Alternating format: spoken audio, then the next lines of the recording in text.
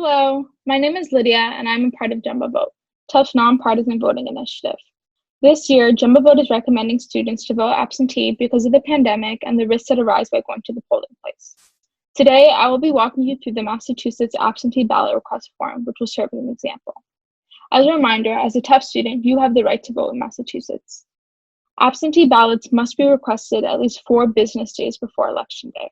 However, JumboVote recommends sending your ballot at least 2 weeks before Election Day, which means the sooner you request your form, the better.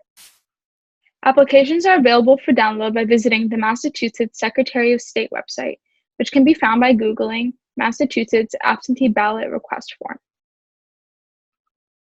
If you would like the application mailed to you, you may call 1-800-462-VOTE. You can read this information on the Secretary of State website as well. The Massachusetts absentee ballot application form is fairly straightforward. You'll start by listing your voter information, such as your name, date of birth, telephone number, and email address.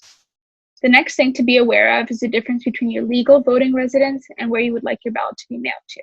For some, this might be exactly the same, and for others, it may be different. To indicate what you would want your ballot to be requested for, it's best to check all elections this year.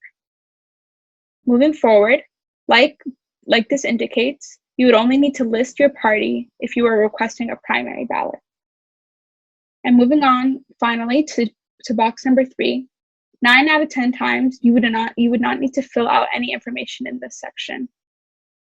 Applications can be submitted by mail, email, or fax. If you are emailing your application, you may either scan or take a photo of your signed application and email it to your local election office. You can find your local election office by Googling it or going back to the Secretary of State page.